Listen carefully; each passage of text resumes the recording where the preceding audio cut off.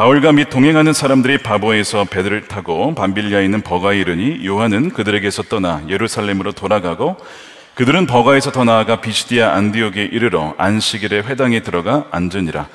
율법과 선지자의 글을 읽은 후에 회당장들이 사람을 보내어 물어 이르되 형제들아 만일 백성을 권할 말이 있거든 말하라 하니 바울이 일어나 손짓하며 말하되 이스라엘 사람들과 및 하나님을 경외하는 사람들아 들으라. 이 이스라엘 백성이 하나님이 우리 조상들을 택하시고 애굽 땅에서 나그네 된 그 백성을 높여 큰 권능으로 인도하여 내사 광야에서 약 40년간 그들의 소행을 참으시고 가나안 땅 7족속을 멸하사 그 땅을 기업으로 주시기까지 약 450년간이라. 그 후에 선지자 사무엘 때까지 사사를 주셨더니 그 후에 그들이 왕을 구하거늘 하나님이 베냐민 지파 사람 기스의 아들 사울을 40년간 주셨다가 패하시고 다윗을 왕으로 세우시고 증언하여 이르시되 내가 이새의 아들 다윗을 만나니 내 마음에 맞는 사람이라 내 뜻을 다 이루리라 하시더니 하나님이 약속하신 대로 이 사람의 후손에서 이스라엘을 위하여 구주를 세우셨으니 곧 예수라. 32절에서 39절입니다. 우리도 조상들에게 주신 약속을 너희에게 전파하노니 곧 하나님이 예수를 일으키사 우리 자녀들에게 이 약속을 이루게 하셨다 함이라. 시편 2째 편에 기록한 것과 같이 너는 내 아들이라 오늘 너를 낳았다 하셨고 또 하나님께서 죽은 자 가운데서 그를 일으키사 다시 썩음을 당하지 않게 하실 것을 가르쳐 이르시되 내가 다윗의 거룩하고 미쁜 은사를 너희에게 주리라 하셨으며 또 다른 시편에 일렀을 때 주의 거룩한 자로 썩음을 당하지 않게 하시리라 하셨느니라. 다윗은 당시에 하나님의 뜻을 따라 섬기다가 잠들어 그 조상들과 함께 묻혀 썩음을 당하였으되 하나님께서 살리신 이는 썩음을 당하지 아니하였나니 그러므로 형제들아 너희가 알 것은 이 사람을 힘입어 죄사함을 너희에게 전하는 이것이며 또 모세의 율법으로 너희가 의롭다 하심을 얻지 못하던 모든 일에도 이 사람을 힘입어 믿는 자마다 의롭다 하심을 얻는 이것이라. 45절입니다. 유대인들이 그 무리를 보고 시기가 가득하여 바울이 말한 것을 반박하고 비방하거늘 바울과 바나바가 담대히 말하여 이르되 하나님의 말씀을 마땅히 먼저 너희에게 전할 것이로되 너희가 그것을 버리고 영생을 얻기에 합당하지 않은 자로 자처하기로 우리가 이방인에게로 향하노라. 주께서 이같이 우리에게 명하시되 내가 너를 이방의 빛으로 삼아 너로 땅끝까지 구원하게 하리라 하셨느니라 하니 이방인들이 듣고 기뻐하여 하나님의 말씀을 찬송하며 영생을 주시기로 작정된 자는 다 믿더라.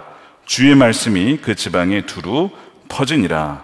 아멘. 하나님의 말씀입니다. 자, 사도행전 세상으로 보냄받은 성령 공동체 22번째 시간입니다. 하나님의 큰 이야기 당신의 자리도 있습니다 라는 제목의 말씀을 나누겠습니다. 우리 많은 현대인들이 반복되는 일상을 살아가면서 도대체 내 삶의 의미는 무엇일까? 그 의미를 잃어가는 분들이 상당히 많이 있습니다. 또한 변화를 원하지만 무엇을 위해 살아야 하는지 방향을 잃거나 혹은 굉장히 모호하게 있는 상태로 살아가는 분들도 많이 있습니다.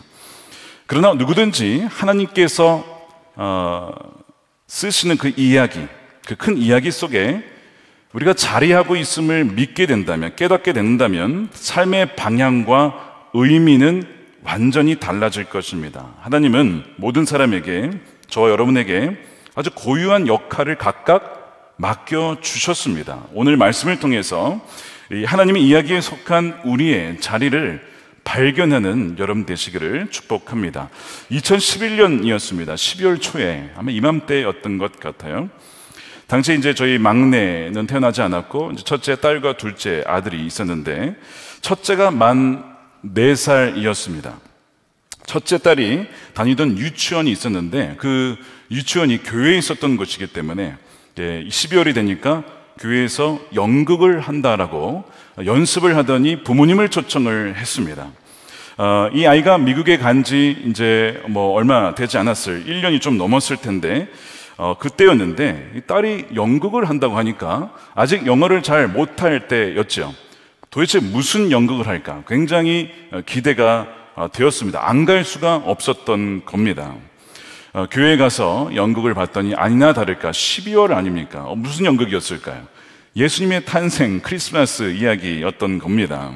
문제는 이제 어떤 역할을 이 아이가 맡았을까라고 하는 것이 저의 관심사였습니다. 뭐 이제 거기 보면 많은 역할들이 나옵니다. 뭐 천사, 그 다음에 마리아, 요셉, 그 다음에 동방박사, 뭐 이런 이제 사람들이 나오죠. 이 첫째가 맡은 역할이 무엇이었냐면, 놀랍게도, 여러분 놀라지 마십시오, 간지 지금 1년 됐어요, 그렇죠? 근데 놀랍게도 양이었습니다. 아마 영어를 잘 못해서 그랬는지 모르겠는데, 어쨌든 양을 맡았는데, 더 놀라운 것은 우리 아이가 유일하게 거기에서 동양 아시아인이었는데 그 옆에 흑인 아이가 하나 있었어요. 걔는 말구의 말이었습니다. 그리고 전부 사람은 다 백인이었습니다. 굉장히 슬픈 이야기죠. 갑자기 슬퍼지네요. 또 그때 생각하니까 마음이 어려워져요, 굉장히. 그러니까 뭐 마리아와 요셉과 천사, 막 좋은 것은 다 백인들이 하고, 이걸 하려는 게 아니라 어쨌든 이 소수민족은 동물을 맡았다, 뭐 이런 내용이었는데, 초점은 그게 아니고 자, 어쨌든 양을 맡았는데 뭐 대사가 있겠습니까? 놀라지 마십시오. 대사가 있었습니다. 대사가 이거였습니다. 빠. 영어로 매가 빠거든요. 야, 이거를 3번을 하는 겁니다. 굉장히 진지하게, 너무나 자신의 맡은 역할을 정말 철저하게, 그 4살짜리 아이가 양의 옷을 입고 하는 모습을 보면서 저는 깨달았습니다. 모든 역할에는 정말 나름의 귀한 가치가 있고 의미가 있다는 것을 보았어요. 물론 누구나 주인공, 마리아나 요셉 혹은 뭐 천사가 되고 싶어 하죠. 아직까지 저는 그런 연극 중에 잠자는 아기 예수님 역할을 하고 싶다는 건 못 맞습니다, 아이들 중에. 어쨌든 다양한 역할 중에 다 주인공을 하고 싶어 하는데, 이 아이는 양의 역할을 잘했어요. 제가 그걸 보면서 하나님께서 우리를 보실 때 또 마찬가지라 생각합니다. 비록 어떤 역할에 우리가 볼 때는 크고 작은 역할이 있는 것 같지만, 하나님께서 보실 때에는 맡겨진 역할을 얼마나 신실하게 잘 하는가, 하나님께서 그걸 보신다라는 생각이 들었어요. 어떤 목사님이 비슷한 이런 얘기를 하셨는데, 자기 아들은 나무였답니다. 그래서 자기 아들이 등장을 안 하더래요. 언제 등장하나 보는데 그 나무가 사람이었던 거야. 그러니까 움직이지도 않고 가만히 서 있는 나무를 했던. 어쨌든 그걸 보면서 저도 딸의 역할을 보면서 하나님께서는 그 부르심의 신실했는가를 보신다는 것을 깨닫게 되었습니다. 여러분, 우리는 어떤 이야기 속에 속해 있고, 또한 저와 여러분은 어떤 역할을 맡고 있는지 여러분 알고 계십니까? 바울이 비시디아 안디옥에서 전한 이 첫 번째 설교를 통해서 저와 여러분의 이 자리를 한번 찾아보았으면 좋겠습니다.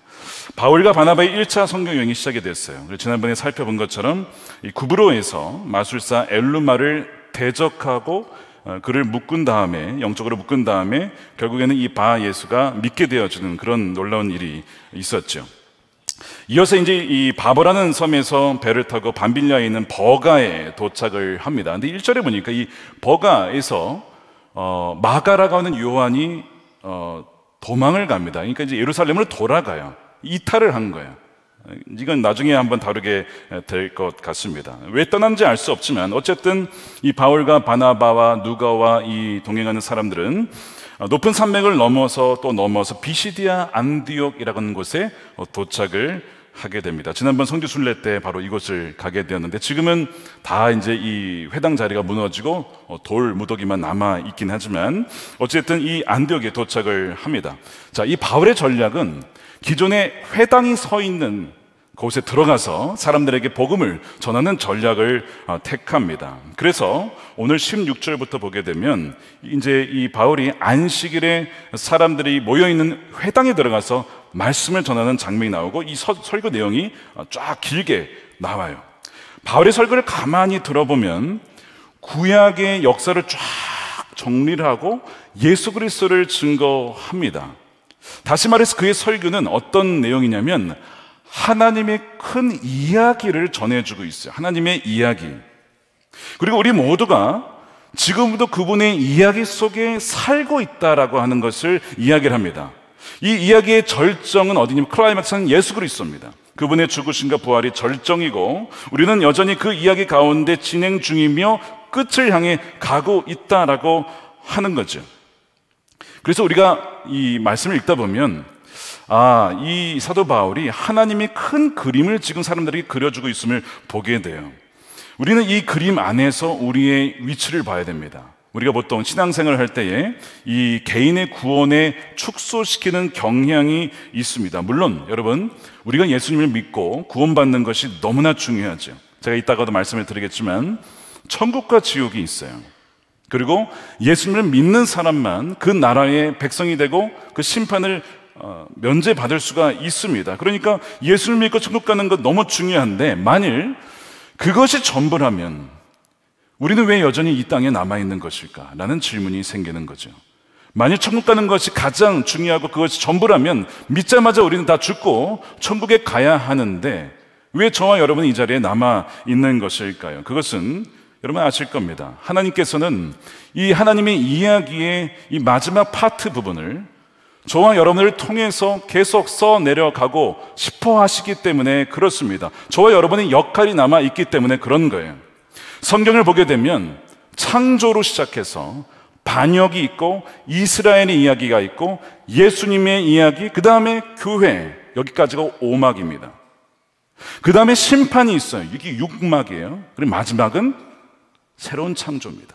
성경은 7막으로 이루어진 이야기입니다. 우리는 지금 이 5막, 교회와 교회의 선교라는 이 5막에 맡겨진 자들이에요. 우리는 믿음의 선조들이 지금까지 여기까지 달려왔어요.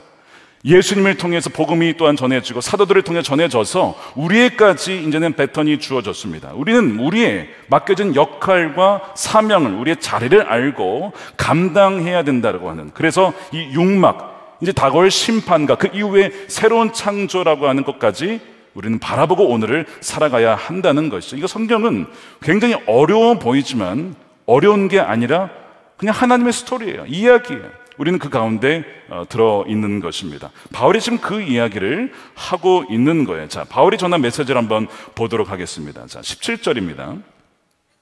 이스라엘의 백성이 하나님이, 자, 이제 오늘 이 바울의 설교를 보실 때에 주위에서 보실 것은 주어입니다. 근데 한글 성경은 좀 아쉽게도 주어가 생략되는 경우가 종종 있어요. 근데 영어로 보면 영어는 반드시 주어가 나와 있습니다. 그러니까 영어는 반드시 주어가 표현되어 있어요. 그 대부분 뭐냐면 하나님이 주어입니다. 자, 여기에서도 하나님이라고 되어 있죠. 우리 조상들을 택하셨다는 거예요. 이스라엘 백성을 택하셨다는 얘기가 나와요. 그리고 애굽 땅에서 나그네 된 그 백성을 높여 큰 권능으로 인도하여 내셨다. 누가 인도하셨다고요? 하나님이. 광야에서 약 40년간 그들의 소행을 참으시고 가나안 땅 7족속을 멸하여 주셨어요. 누가요? 하나님이. 자, 우리가 이 이야기를 알고 있어요.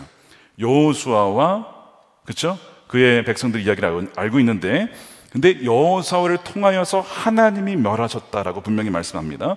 그 땅을 기업으로 주시기까지 약 450년간이라. 자, 하나님의 선택이 있었다는 거예요. 여러분 믿으십니까? 하나님이 여러분을 선택하셨으면 정말 믿으세요? 하나님이 택하지 않고 부르시지 않고는 여러분 예배할 수가 없는 것이죠. 그러니까 여러분들이 이 저녁에 이 자리에 와 계신 것은 바깥 사람들이 보기에는 야, 이 정신 나갔다, 이 저녁에 금요일날 도대체 여기 왜 와 있냐 라고 하지만 하나님의 보이지 않는 손길을 통하여 여러분 이 자리에 와 계신 줄로 믿으시기를 축복합니다. 하나님이 택하심이 있다라고 분명히 말씀하시고 하나님께서 인도해 내신다는 거예요. 자, 그 말씀을 쭉 풀어주고 있습니다. 하나님이 얼마나 신실하신지 광야에서 백성들이 하나님을 잘 믿지 않았어요. 약속을 믿지도 않고 계속 불평하고 원망하고 우리 다시 애굽으로 돌아갈 거야. 그래도 계속 하나님이 인내하시며 참아주셨어요. 그렇게까지 해서 결국 광야 2세대를 통해서 이 가나안 땅으로 인도하시고 기업으로 주시는 거예요. 자, 그러다가 20절 22절에 보면 하나님이 사무엘 때까지 사사를 주셨다라고 하면서 사무엘을 언급하시고 그 다음에 사울을 얘기하시죠. 40년간 세우셨다가 패하십니다. 그리고 다윗을 세우십니다. 22절에 사울을 패하시고 다윗을 왕으로 세우셨다. 증언하여 이르시되 내가 이새의 아들 다윗을 만나니 내 마음에 맞는 사람이라 내 뜻을 다 이루리라. 무슨 뜻일까요? 이 뜻은 아까 제가 7막 말씀을 드렸어요. 창조에서 시작해서 새 창조로 이루어진 것이 성경 이야기로 말씀드렸습니다. 하나님의 뜻은 회복입니다. 회복과 새롭게 하고 치유하고 하나님의 나라를 이 땅 가운데 오는 것이 하나님의 뜻인데, 다윗이 바로 그 일을 이루는 데에 귀중한 통로가 되었던 거예요. 그래서 그를 통해서 내가 일을 이룰 거야 라고 말씀을 하시는 거예요. 그래서 사울을 세웠다가도 그를 패하시고 다윗을 세우시고 하는 이 하나님의 주권을 보여주고 있습니다. 이번 주에 있었던 중요 사건이 뭐가 있었습니까? 미국의 대선이 있었어요. 그렇죠? 누가 그 대통령을 세웠습니까? 투표를 해서 사람들이 뽑은 겁니다. 그렇죠? 그런데 성경에 보니까, 지난 제가 주일날 말씀드렸나요? 위로부터 나지 않은 권세는 없다라고 했습니다. 그렇죠? 그러면 누가 세우신 거예요? 하나님이 허락하셨다는 거예요. 하나님이 세우셨다는 거예요. 그러니까 지금 우리가 성경을 읽을 때에 사울이라고 하는 왕도 어떻게 보면 좀 악한 왕이죠. 그렇지만 하나님의 어떤 주권 가운데 40년을 허락하셨어요. 이것도 하나님이 하신 거예요. 그리고 패하시고 다윗을 세우신 것도 하나님이 하신 거예요. 이 관점으로 성경을 보고 우리 세계를 보게 되면 마찬가지입니다. 우리가 볼 때는 누가 참 안 됐고 참 못하는 것 같고, 물론 그것도 사실일 수 있습니다. 그런데 그것도 하나님께서 세우신 이유가 있고 하나님의 뜻이 있음을 성경을 통해서 우리는 보게 된다는 거예요. 왕을 세우고 패하는 것이 하나님께 있다는 것을 말씀합니다. 그런데 이 다윗이 이제 특징이 무엇이냐면, 보통 왕은 자신의 업적과 자신의 이름을 드러내는 데 관심이 있는데 다윗은 좀 달랐다는 데 있습니다. 다윗의 관심은 자신의 야망과 꿈을 이루는 데 있지 않았어요.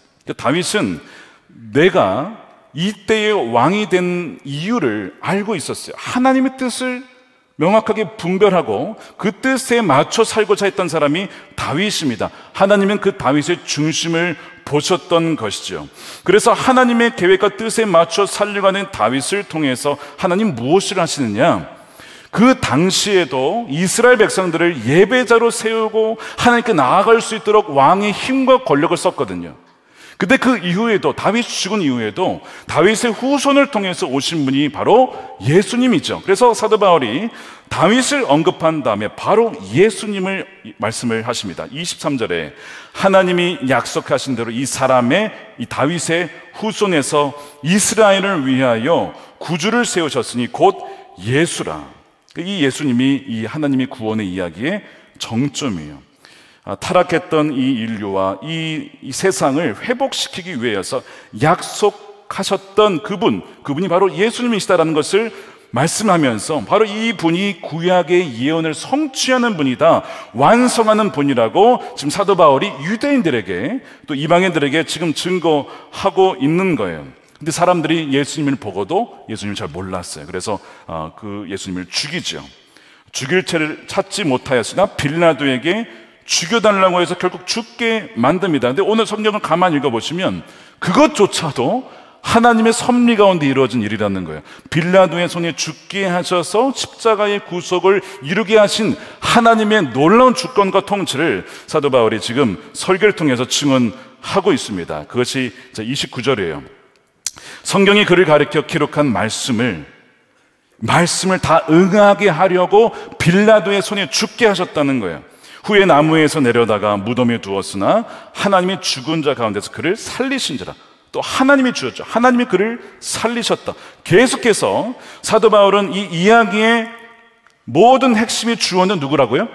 하나님이라고 말씀합니다. 자, 그러면 우리 인생의 주어는 누굽니까? 역시 하나님이십니다. 이게 이제 핵심이에요. 내가 앞으로 내 인생을 뭐 할까? 내가 뭘 이룰까? 내가 무슨 성취? 이게 아니고 하나님의 뜻을 어떻게 하면 성취하기 위해서 내 삶을 드릴까? 그거를 주목해야 한다라고 지금 사도 바울은 계속 하나님께서라고 말씀을 하고 있는 거예요. 그러면서 우리 힘으로는 그것이 불가능하죠. 왜? 우리는 죄성을 가지고 있어요.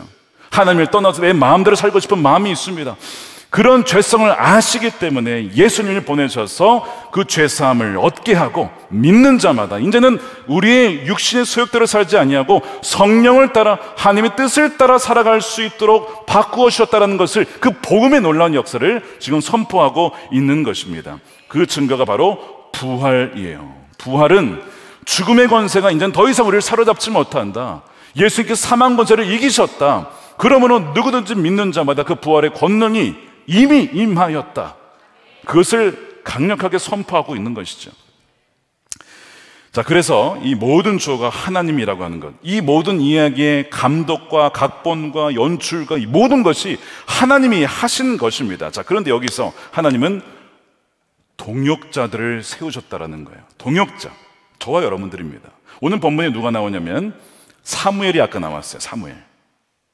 사사시대, 영적으로 어두웠던, 정말 자기 마음대로 살았던 그 시대에 사무엘을 택하셔서 어두운 그 영적 시대에 등불이 되게 하셨고, 사무엘을 통하여 다윗에게 기름을 부어서 왕을 세우게 하시죠. 그래서 이 하나님은 이 사무엘을 쓰셨다는 얘기를 하는 겁니다. 여러분들이 어두운 시대에 사무엘과 같이 쓰임받는 등불이 되셨으면 좋겠습니다. 여러분들을 그렇게 부르신 줄로 믿습니다. 그렇게 쓰시고 이제 사무엘도 때가 되면 죽어요. 그렇죠? 죽죠.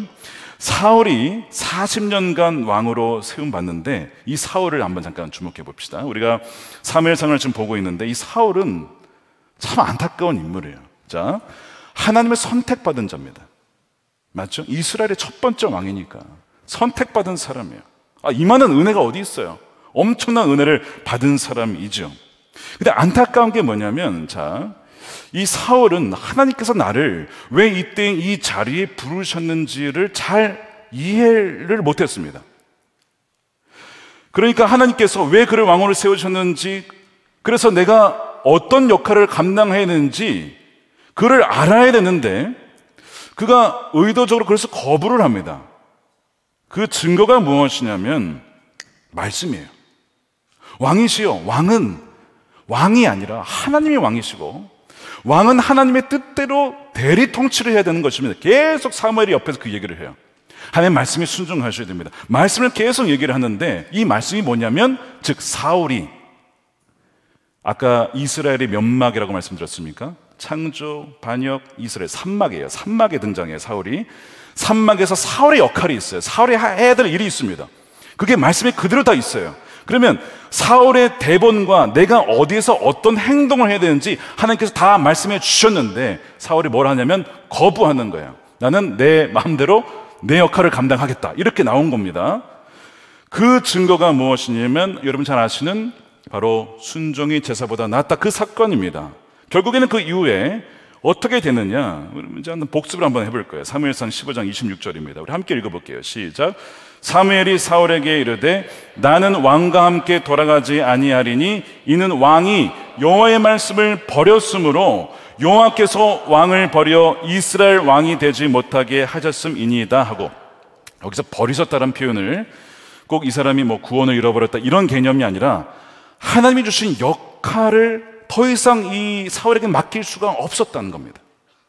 그 얘기를 하고 있는 거예요. 여호와의 말씀은 감독이 역할을 맡은 배우에게 준 대본입니다. 아브라함도 모세도 그다음에 여호수아와 사무엘에 이어서 다 각각 이 앞에 우리 이제 이 막의 인물들은 자신에게 주어진 역할, 그리고 자신이 주어진 대본을 잘 숙지하고 내가 어디서 순종했는지를 다 알고 제대로 감당한 사람들이에요. 그럼 사울도 그 역할을 감당하기로 기대가 되어 있었습니다. 그런데 그가 어떻게 한다고요? 대본을 던져버리는 거예요. 대본을 던져버리는 거예요. 나 이거 싫다, 이거. 난 내가 그냥 하고 싶은 대로 내 느낌대로 하겠다, 이거예요. 아니, 꼭 아각을 죽여야 되냐? 아니, 그걸 살려가지고 나중에 예배했으면 얼마나 더 유용하냐? 이렇게 바꿔버리는 거야. 근데 이 마음이 이 사울의 중심에 가득 너무 강하게 자리 잡고 있었어요. 여러분, 영화에서 또 드라마 촬영할 때 감독이나 각본 또 드라마 제작자가 준 그 어떤 대본인데 그거를 맡은 사람이 그걸 제대로 안 하면 계속 안 한다는 거야. 나 이대로 못 하겠다. 그럼 어떻게 되는 거야? 그만둬야죠. 못 하는 거예요. 감독이 그만두는 게 아니고 그분이 그만둬야 되는 거예요. 이건 뭐 당연한 거 아닙니까? 이게 정확하게 사울에게 일어난 일입니다. 사울은 하나님의 이야기에 초청이 됐어요. 3막에 등장합니다. 아까 다 반복을 해볼게요. 창조, 반역, 이스라엘, 예수 그리스도, 교회, 심판, 새 창조죠. 7막에서 3막의 사울의 역할이 주어져 있었다고요. 여기에 초청이 됐어요. 근데 싫다고 버림으로써 하나님도 글을 쓸 수가 없게 된 것입니다. 자, 이 사울의 이야기가 잠깐 나왔다가 지금 사라지는데 세우셨다가 패하셨다. 자, 이 말씀을 우리가 묵상을 해봐야 됩니다. 이 이야기는 우리 역시 하나님 이야기 안에 들어와 있다라고 말씀을 해요. 몇 막에 있습니까? 우리가 지금 제가 계속 복습하는 거 이해하시죠? 외우시라는 겁니다. 우리 5막에 와 있습니다. 5막. 교회예요, 교회. 선교하는 교회. 그 다음 뭐예요? 심판이 있어요. 회개하라, 하나님 나라가 가까이 왔느니라, 심판이 가까이 왔느니라 우리가 선포하는 거 아닙니까? 그래서 심판이 다가오니까, 6막이 심판이니까 우리는 알고 있어요. 우리 끝을 알고 있어요. 이야기의 끝을. 그래서 우리가 오늘은 어떻게 살았는지 안다고요. 우리는 우리의 주어진 역할이 무엇이고 어디를 향하며 끝이 무엇인지 알기 때문에 현재를 살아내는 거예요. 근데 이 말씀을 모르면, 성경 이야기를 모르면, 말씀을 모르면, 우리 역할이 무엇인지, 우리가 언제 어디에서 무엇을 어떤 역할을 하기로 기대되고 있는지를 모르면, 여러분, 우리는 우리 마음대로 살 수밖에 없고 결국에는 그 마지막은 사울처럼 될 수밖에 없다는 것이 이 사무엘 상하의 이야기입니다. 자, 그래서 우리가 하나님의 말씀을 통해서 하나님이 어떤 분이신지를 알아야 돼. 아, 내가 생각하는 하나님은 이것도 괜찮을 거야. 사울이 그렇게 생각했거든. 아니에요. 사울이 생각하는 하나님의 모습과 진짜 하나님의 모습이 달랐다는 데 있습니다. 우리가 하나님의 말씀을 묵상하지 아니하면요, 우리가 생각하는 만들어내는 하나님의 모습을 생산한 다음에 이것이 하나님이야 라고 생각하고 따라갈 수가 있어요. 여러분, 이것은 죄송하지만 이건 만들어진 신입니다. 그러므로 우리는 끊임없이 하나님이 어떠한 분이신지, 어떤 성품을 가지신 분이신지 계속해서 말씀을 통해서 우리를 변화시켜야지 자꾸 우리의 뜻을 가지고 성경에 투영해서는 안 된다는 것이죠. 그래서 끊임없이 우리가 말씀을 묵상해야 된다는 이유가 바로 거기에 있어요. 물론 여러분, 사울이 괜히 등장한 것은 아닙니다. 비록 그가 말씀을 버린 어떤 안타까움이 있긴 하지만 하나님은 그래도 40년이나 사울을 둔 이유가 있어요. 쓰셨습니다. 사울을. 어떻게 쓰셨느냐? 다윗을 연단시키는 데 쓰셨습니다. 사울과 다윗이 공존을 하잖아요. 그럼 왜 바로 폐위를 안 시켰냐? 이 사울이 악하게 변한 걸 가지고 이 다윗을 죽이려고 하니까, 이 다윗이 고난을 당하면서 광야를 헤매는 이 과정을 통해서 다윗을 더 정결한 자로 바꾸는 데에 이 사울을 쓰시는 거예요. 그렇게 쓰임 받습니다. 여러분, 굉장히 슬픈 이야기 아닙니까? 하나님께 쓰임을 받긴 받는데 누군가를 괴롭히고 힘들게 하고 누군가를 광야로 몰아넣고 하는, 그러므로서 그가 더 하나님을 의지하도록 하는 대로 쓰임받는 것은 참 안타깝고 슬픈 이야기예요. 여러분, 이렇게 쓰임받으면 안 되죠. 안 되죠. 여러분, 어느 누구도 여기에 오신 분들 중에 이렇게 쓰임받는 분이 한 분도 없게 되기를 축복합니다. 하나님께서는 그 모든 악조차도 선으로 바꾸셔서 그 사울이라고 하는 악을 다윗이 정말 하나님 마음에 합한 자로 설 수 있도록 광야 트레이닝시키는데 이 사울을 쓰셨던 것입니다. 그래서 사울은 점점 악해지지만 다윗은 점점 더 하나님께 다가가면서 그의 마음에 맞는 사람으로 훈련받게 되죠. 그런 점에서 다윗에게 사울은 고마운 존재입니다. 너무나 힘들게 한 존재지만 고마운 존재. 여러분, 혹시 가정에는 그런 분 안 계시겠지만 직장에 여러분 힘들게 하신 분 계십니까? 여러분 주위에 여러분 정말 힘들게 하신 분 계세요? 진짜 힘들고 미워하고 싶고 욕하고 싶죠. 저주하고 싶죠. 근데 여러분 보세요. 왜 하나님이 40년간 사울을 그냥 두셨을까요? 왜 직장에 그런 분을 주셔서 나를 힘들게 하실까요? 너무나 고통스럽지만 한편으로 보면 이건 감사의 이유가 될 수도 있는 거예요. 하나님께서 그분을 통해서 내가 정말 사람이 아니라 하나님만 의지하고 사랑하고 의지할 수 있도록 나를 그렇게 만드시는구나. 여러분, 그렇게 생각하신다면요, 오히려 그분을 위해서 축복할 수도 있어요. 하나님, 저를 너무 사랑하셔서 제가 그냥 안주할까봐, 그냥 나태해질까봐 저 사람을 통해서 저를 더 주님께 기도하러 나갈 수 있도록 만들어 주시는군요. 제가 그냥 안주할까봐 이 금요일날 저녁에 나와서 기도할 수 있도록 너를 바꾸시는군요. 그래서 이 사도 바울이 사울을 괜히 언급한 것이 아니에요. 이 사울이 하나님의 말씀을 버리게 되었는데, 자, 이 바울의 때, 지금은 이 복음을 전하는 이 순간에 또 결국 이 말씀을 거절하는 사람들이 등장해요. 참 안타까운 일이에요. 그래서 바울은 그것을 경고하고 있는 것입니다. 우리가 이번 주에 말씀 함께 위크를 보내면서 말씀을 묵상하고 내일 이제 말씀 컨퍼런스를 하는 이유가 바로 그겁니다. 말씀드린 것처럼 하나님의 말씀을 통해 그분이 누구신지, 하나님의 말씀을 묵상하면서 그분의 음성을 듣고 그분의 말씀을 따라 순종하며 동행하는 삶을 살아가기 있어서 하나님의 말씀이 기초가 되지 않으면 안 되기 때문에 그렇습니다. 그래서 말씀으로 형성되어지는 여러분들이 되시기를 축복합니다. 자, 그래서 우리가 바라는 것 중에 하나가 무엇이냐면 이런 게 있어요. 아, 내가 예수님을 직접 눈으로 봤으면 좋겠다. 이런 분 혹시 계십니까? 근데 여러분, 오늘 말씀에 누가 또 등장하냐면 28절 우리가 읽지 않았지만 빌라도가 등장을 합니다. 이 빌라도는 누구냐면 예수님을 직접 만난 사람이에요. 그렇죠? 예수님과 만나서 대화도 했습니다. 근데 빌라도는 예수님을 믿지 않아요. 우리가 이걸 통해서 또 알 수 있는 게 하나 있어요. 아, 예수님을 직접 눈으로 본다고 해서 믿는 게 아니구나. 그게 아닙니다, 여러분. 빌라도도 받고 당시에 대제사장도 받고, 근데 예수님을 안 믿어요. 예수님의 부활에 대한 소식도 전해드렸었는데 그래도 믿지가 않습니다. 그래서 사도 바울이 설교의 이 마지막 부분 38절에 보면 이렇게 되어 있습니다. 38절에 그러므로 형제들아, 너희가 알 것은 이 예수 그리스도 이 사람을 힘입어 죄사함을 너희에게 전하는 이것이며, 너희가 이 사람을 힘입어서 믿는 자마다 의롭다 하심을 얻는 이것이라. 하나님의 은혜로 말미암아 주 예수 그리스도를 믿으라. 그래야만 너희들의 구원을 받는다라고 선포하고 있는 것이죠. 자, 그러면서 주의할 것이 믿지 않을 수도 있다라는 그 마음의 경고를 하고 있어요. 40절입니다. 그런즉 너희는 선지자들을 통하여 말씀하신 것이 너희에게 미칠까 주의해라.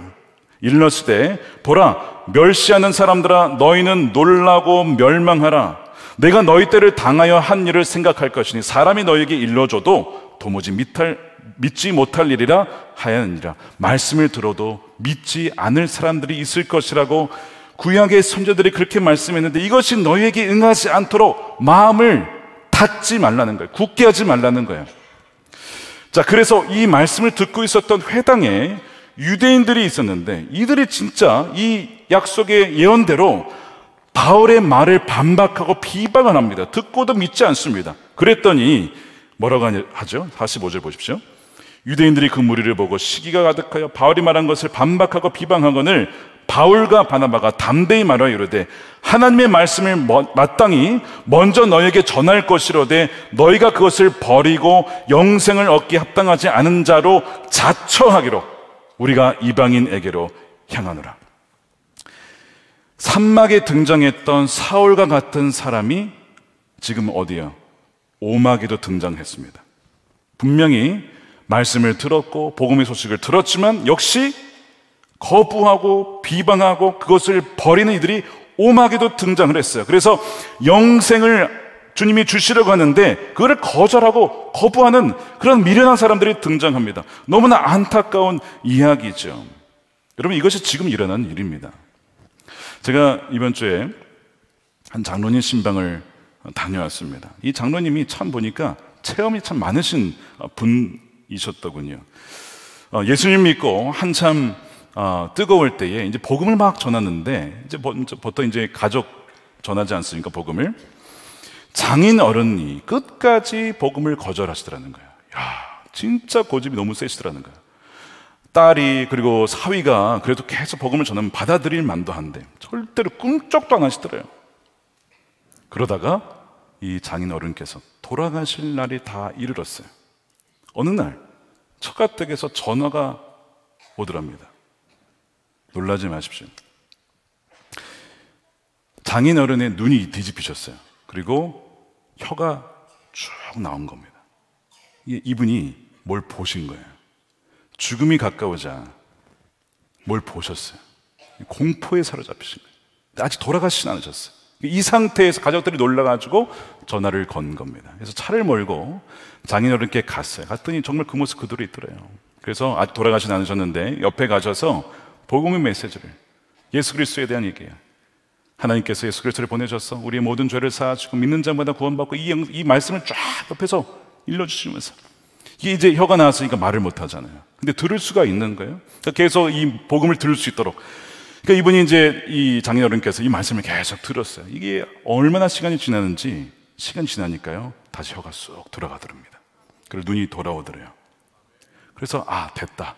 그리고 이제 이분이 주님을 그제서야 영접을 하시더래요. 그리고 됐다 하고 이제 차를 타고 다시 돌아간다. 한참 가는데 다시 전화가 왔어요. 돌아가셨어요. 근데 어떻게 돌아가셨는가? 이분이 영접하셨다 그랬잖아요. 무릎을 꿇고 주님께 기도하는 가운데 돌아가신 거예요. 여러분 보세요.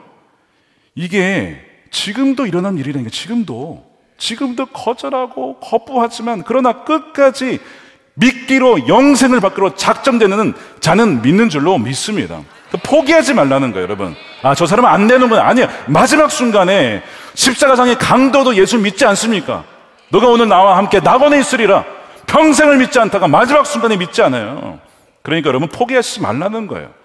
영생을 받기로 작정되는 다 믿는다는 것입니다. 그것이 오늘 말씀에 나와요. 자, 48절 말씀을 우리 함께 읽어보겠습니다. 시작. 이방인들이 듣고 기뻐하여 하나님의 말씀을 찬송하며 영생을 주시기로 작정된 자는 다 믿더라. 아멘. 세 번역에 보니까 이방 사람들은 이 말을 듣고 기뻐하며 주님의 말씀을 찬양하였고 영원한 생명을 얻도록 정하신 사람은 모두 믿게 되었다. 자, 이 말씀을 그대로 보십시오. 영원한 생명을 얻도록 하나님이 정하셨다. 여기는 이제 물론 수동태로 되어 있어요. was appointed.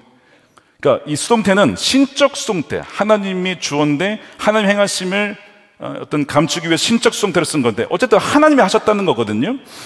하나님이 작정하신 사람이 있고 그 작정한 사람이 복음의 메시지를 들었을 때 하나님의 때가 되면 믿게 된다는 것입니다. 하나님의 선택이 있다라고 다시 한번 말씀하고 있어요. 하나님의 큰 이야기 속에 이 이방인들을 위한, 아까 유대인들은 믿지 않았지만 이방인들은 믿어서 그 이야기에 들어오게 됩니다. 하나님 백성으로 들어오게 돼요. 이제는 이스라엘만이 하나님 백성이 아니라 이스라엘에 더하여서 이방인들로 구성된 다민족 공동체, 바로 뭡니까? 교회죠. 교회라는 하나님 백성을 이루게 되는 것입니다. 제가 이제 이 부분에서 묵상을 할 때 어떤 분들이 아마 이런 생각을 하실 거예요. 하나님의 선택이 있습니까? 제가 처음에 말씀드렸어요. 하나님이 이스라엘 백성을 선택하셨다. 아브라함을 선택하셨어요. 모세를 선택하셨어요. 그렇죠? 요호수를 선택하셨어요. 사무엘을 선택하셨어요. 다윗 선택이 있어요. 성경에는 계속 선택을 얘기하십니다. 하나님이 택하셨다는 거예요. 말씀드린 것처럼 여러분들이 선택받았으면 여러분 믿으시길 축복합니다. 그리고 그 하나님의 이야기 안에 나의 역할과 자리가 있다라고 하는 거예요. 그런데 여러분 주의하실 것이 있어요. 선택에 대한 주제와 교리를 다룰 때 주의하셔야 될 것이 있습니다. 이 선택에 대한 얘기가 나올 때마다 이렇게 생각하는 경향이 있어요. 나는 선택받았고 저 사람은 선택받지 못했으니까 나는 구원받았고 저 사람은 버림받았다. 여러분 이게 아닙니다. 이렇게 이해하시면 안 돼요. 하나님이 선택하신 이유는 무엇이냐면, 선택의 개념은 성교적인 개념으로 이해를 하셔야 됩니다. 예를 들면 이런 거예요. 하나님께서 아브라함을 갈대아 우르에서 딱 고르셨어요. 정말 아브라함만 딱 고르셨어요. 그 가정만. 아니 그 아버지 데라도 있고 친척들이 많은데 그 아브라함을 딱 고르셨네. 그리고 가나안 땅으로 인도를 하시는 거예요. 자, 그러면 우리가 그냥 이렇게 보기에는 아브라함만 구원하시는 것 같잖아요. 그렇죠? 우리는 이렇게 생각을 합니다. 선택을 이렇게 생각해요. 나머지는 다 죽었다. 여러분 성경 잘못 읽고 계신 겁니다. 우리의 생각을 가지고 선택을 읽으면 이렇게 되는 거예요. 여러분 성경을 잘 읽어보셔야 돼요. 창세기 12장 3절에 보시면 땅의 모든 족속이 너로 말미암아 복을 얻을 것이라 하신지라 라고 되어 있습니다. 아브라함을 택하신 것은 너로 말미암아 다른 모든 민족이 복, 즉 하나님께 엎드려 경배하는 복을 누리게 하려고 너를 선택한 거야.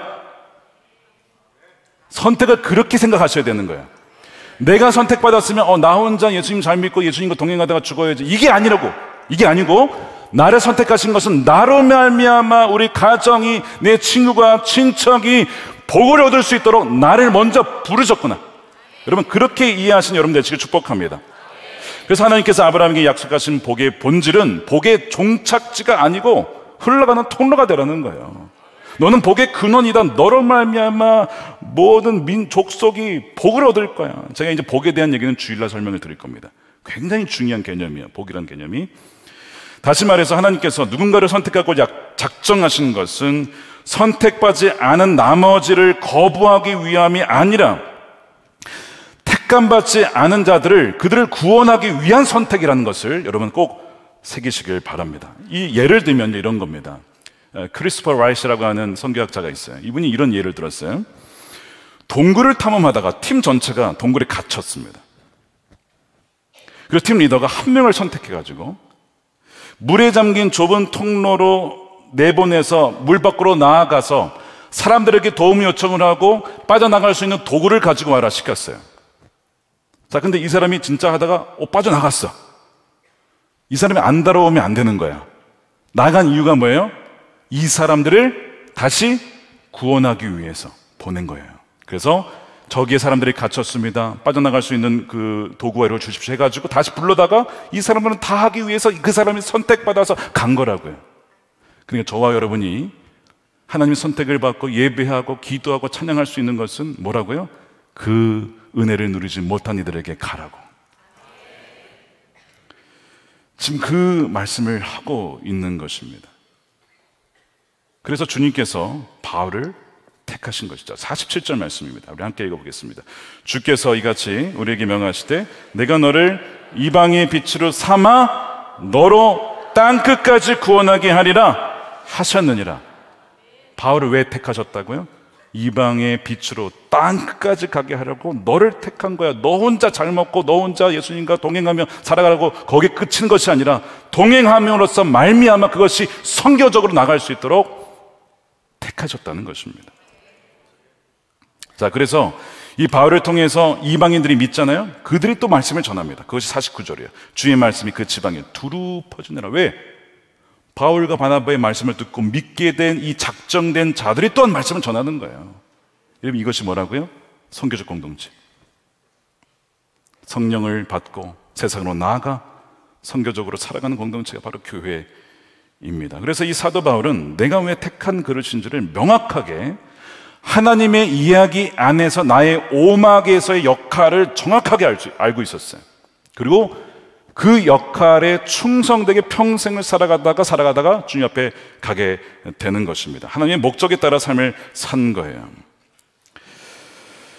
자, 그래서 우리가 이 큰 그림을 그리고 나의 역할을 볼 수 있어야 된다는 거예요. 여러분들이 먼저 하나님의 이야기를 이해하셔야 되고 그 이야기 안에 내가 지금 오막에 와 있다는 것과 내가 하나님을 알게 된 것은 선택받은 것은 나만을 위해 된 것이 아니라 다른 이들에게 이야기를 들려줌으로써 그들도 이야기에 들어올 수 있도록 나를 하나님께서 부르셨다는 것을 명확히 아실 때에 하나님께서 여러분을 통해서 일하실 수가 있게 되는 것입니다.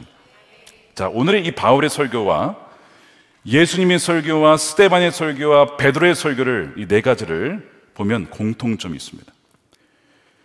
예수님이 이 설교는 누가복음 24장 엠마오 도상에서, 베드로는 사도행전 2장에서, 그 다음에 스데반은 사도행전 7장에서 길게 설교를 하잖아요. 근데 똑같아요. 보면 뭐가 똑같냐면 구약에서부터 얘기를 쭉 풀어가요. 처음부터. 여러분 발견하셨습니까? 그 특징을? 예수님께서 엠마오에 가던 제자들을 만나서 이야기를 하실 때 성경을 풀어주시죠. 성경을 풀어주십니다. 그러면서 본인이 그 이야기의 주인공임을 말씀하시죠. 자, 27절입니다. 예수님께서 모세와 모든 선지자의 글로 시작하여, 그렇죠? 모든 성경, 그 모든 성경이 여기서 뭐예요? 구약 성경이죠. 그 당시에는 신약이 없었으니까. 모든 성경에 쓴 바 자기에 관한 것을 자세히 설명하느니라. 창세기부터 말라기까지 다 자기 내용이라는 거예요. 하나님 이야기에 예수 그리스도가 정점이라는 것을 설명하시죠. 제자들이 말씀을 듣는데 마음이 뜨거워지는 거예요. 그것이 32절이에요. 그들이 서로 말하되 길에서 우리에게 말씀하시고 우리에게 성경을 풀어주실 때 우리 속에서 마음이 뜨겁지 아니하냐. 이 왜 마음이 뜨거워졌을까요? 와, 우리가 하나님의 이야기 안에 역할로 지금 받고 있구나. 우리에게 중요한 역할이 있구나. 주님이 돌아가신 것이 아니라 주님이 부활하셨고 그것이 생명이 되었고 우리에게도 그것이 주어졌고 이제는 우리가 이것을 전할 귀한 역할이 있구나. 이들이 신나가지고 바로 예루살렘을 그냥 달려갑니다. 예수님 부활하셨다라고 막 증언하죠. 자신의 역할을 깨달은 거예요. 다 죽어가던 제자들이 말씀을 풀어주니까요. 이야기 속에 나의 역할을 발견하니까 막 살아나요. 막 피곤하지도 않아. 그 즉시 그냥 그 먼 예루살렘까지 달려가게 되는 겁니다. 이런 열정이, 이런 뜨거움이 저 여러분들에게 부어지게 되기를 축복합니다. 자, 그래서 하나님의 구원의 약속의 이야기로서 우리 자신을 보는 거예요. 그 안에서 우리 역할을 보는 것입니다. 자, 스데반도 마찬가지예요. 7장에 보죠. 7장에 자, 스데반이 설교를 하는데 이렇게 시작해요. 또 부형들이여 들으소서. 우리 조상 아브라함이, 다 이런 식이에요. 아브라함부터 쭉 풀어가는 거예요. 왜? 성경을 이상하게 읽은 거야. 성경을 하나님의 이 구원의 역사를 보지 않고 뭐 자꾸 조각조각 내가지고 뭐 율법을 지켜야 되는 말은 뭐 이런 식으로, 그게 아니라 하나님의 구원의 역사야 하면서 쭉 스데반이 풀어줘요. 굉장히 길게 얘기하죠. 그러면서 뭘 얘기하냐면 아브라함과 이삭과 야곱과 이삭과 그 다음에 뭐 요셉, 그 다음에 모세 이야기, 다윗 얘기하고 솔로몬 얘기하고 막 얘기하죠. 하나님이 임재하셨지, 성막에도 오셨지, 성전에도 오셨지, 이로 쭉 얘기하잖아요. 그러면서 역시 우리의 그 안에 역할이 있다는 것을 보여주는 거예요. 베드로도 마찬가지입니다. 자, 그래서 이 이야기의 끝이 뭐다? 새 창조예요. 마지막 이야기는 요한계시록 21장입니다. 자, 여기 보십시오. 내가 들으니 보좌에서 큰 음성이 나서 이르되 보라, 하나님의 장막이 사람들과 함께 있음에 하나님이 그들과 함께 계시리니. 야, 하나님이 함께 하시는 거예요. 그들은 하나님의 백성이 되고, 아까 하나님 백성 나왔는데, 아까 우리 바울이 처음 시작할 때 하나님 백성을 택하셨다 했죠. 마지막에 하나님 백성이 나와요. 근데 아까는 이스라엘 민족만 택했는데 이 마지막은 온 세계, 온 민족을 말합니다. 예수님 믿는 모든 민족을 그 백성이 되고, 하나님은 친히 그들과 함께 계셔서 모든 눈물을 그 눈에서 닦아주신, 다시는 사망이 없고 애통하는 것이나 곡하는 것이나 아픈 것이 다시 있지 아니하리니 처음 것들이 다 지나갔음이로라. 이 말씀을 보는데 기도하지 않을 수가 없어요. 우크라이나 러시아 전쟁, 중동의 전쟁, 북한군이 뉴스에 의하면 지금 너무나 허무하게 죽어가고 있답니다. 주님, 사랑하는 우리의 북녘의 동포들을 살려주십시오. 주님, 어서 오십시오. 모든 전쟁이 그치고 모든 눈물을 닦아주시는 마라나타 주 예수, 어서 오시옵소서. 우리가 기도하면서 동시에 주님이 오시려면 어떻게 됩니까? 복음을 증거해야 되잖아요. 땅끝까지.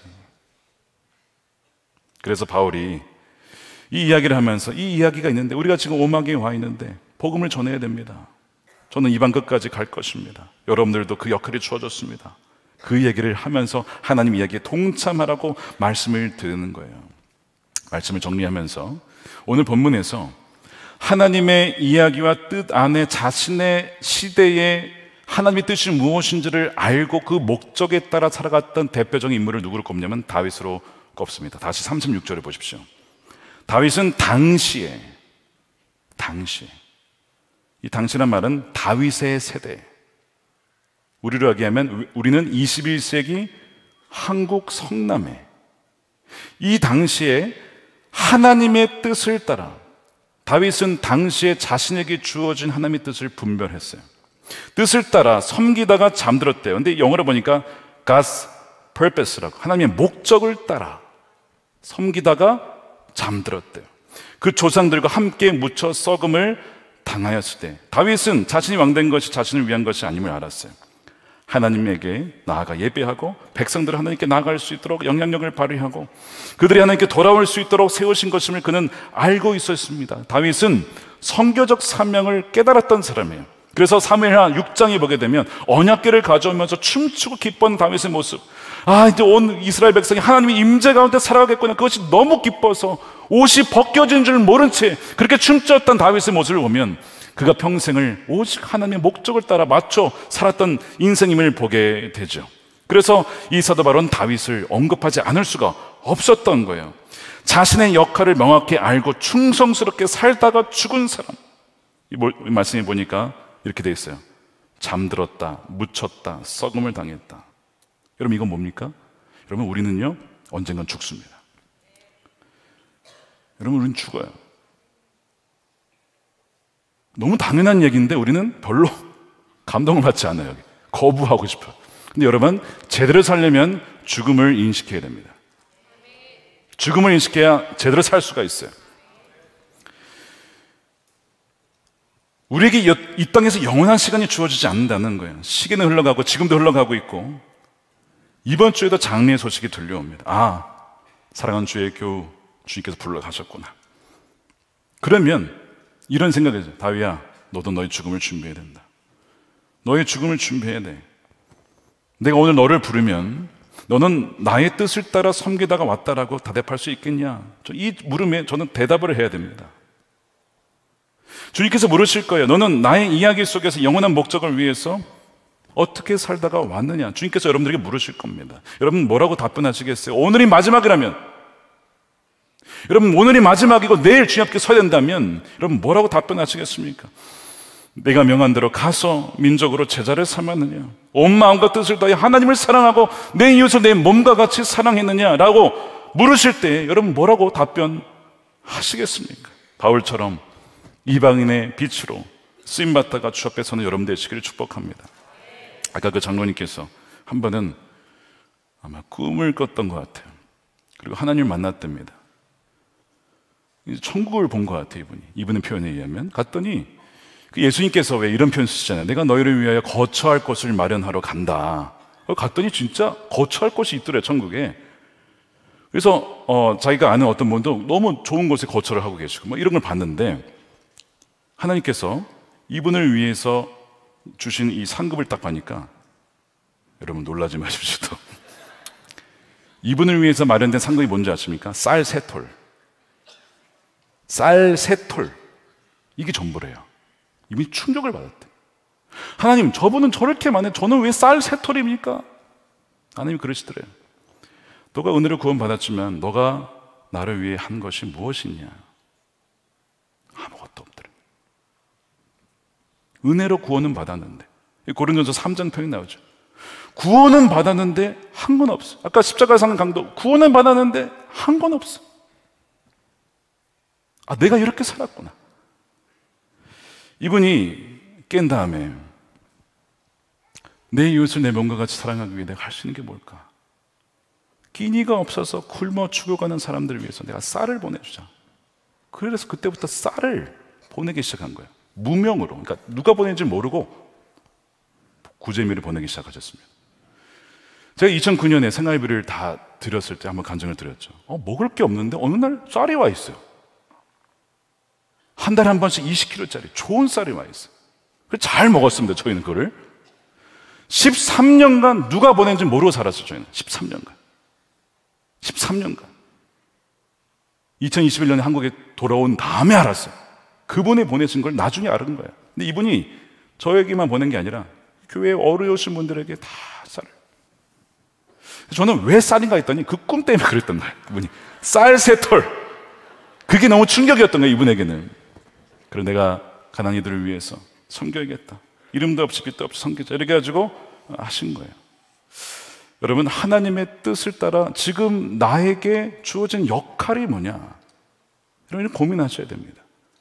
나는 왜 부모님 때에, 할아버지 때에 태어나지 않고 나는 미국이나 저 아프리카나 어디 태어나지 않고 왜 한국에 여기 이 시대에 나를 태어나게 하셨지? 여러분, 그 고민하셔야 된다는 거예요.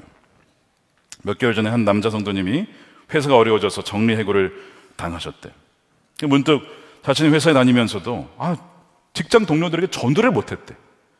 그래서 그냥 나오게 되니까 너무 그 마음이 걸렸는데, 그때 3일 금식을 했답니다. 동료들의 구원을 위해서 기도를 했다고 해요.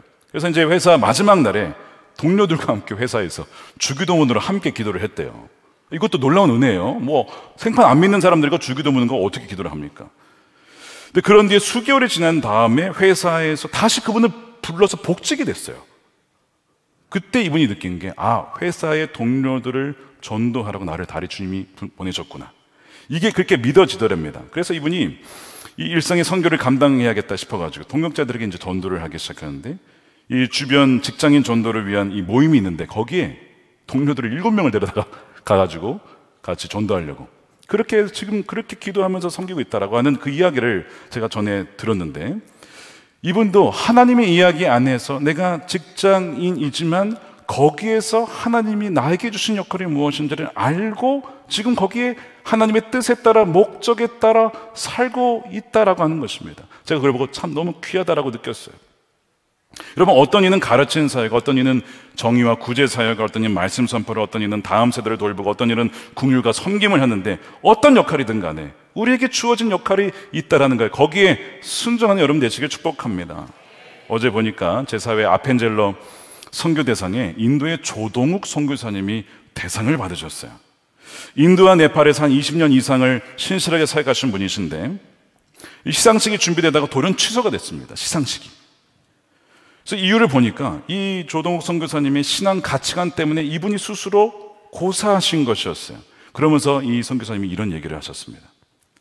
선교를 할 때는 예수의 생명과 복음만이 남아 있어야 합니다. 복음을 위해 헌신한 이들은 땅에서 사람들의 기억에 남지 않을지라도 하나님 앞에서 별처럼 영원히 빛날 것이기 때문입니다. 멋지지 않습니까? 사람들이 기억하지 않아도, 잊혀진 바 되어도 오히려 그것 때문에 결국 하나님 앞에서는 별처럼 빛날 것임을 믿기에 거절할 수 있었던 거예요. 이 선교사님 뭘 알고 있습니까? 이야기의 끝을 알고 있어요. 성경의 이야기의 마지막이 어떠할 것을 이미 알고 오늘을 살아가고 있는 거예요. 사랑하는 여러분, 이제 우리 차례입니다. 하나님께서 저와 여러분들을 하나님의 이야기에 초청하셨고, 저와 여러분들을 각각 고유한 역할을 주셨어요. 그리고 우리는 하나님의 뜻에 따라 충성되게 감당해야 될 사명이 있습니다. 여러분들을 가정과 직장과 교회와 또한 사회 속에서 어떤 자리로 부르셨는지를 한번 돌아보시기 바랍니다. 그리고 그들에게 하나님의 이야기를 들려주시고 그 이야기에 그분들을 또한 초청해 보시길 바랍니다. 돌아온 주, 다음 주 최소한 한 명에게 하나님의 이야기를 한번 들려주세요. 여러분들의 이야기를 한번 들려주세요. 예수님을 어떻게 만났는지, 그분을 말미암아 내가 얼마나 복된 자가 되었는지를 한번 이야기해 보시기 바랍니다. 이 영광스러운 사명에 동참하는, 그리고 믿음으로 살아가는 저와 여러분들이 되시기를 주님의 이름으로 축원드립니다.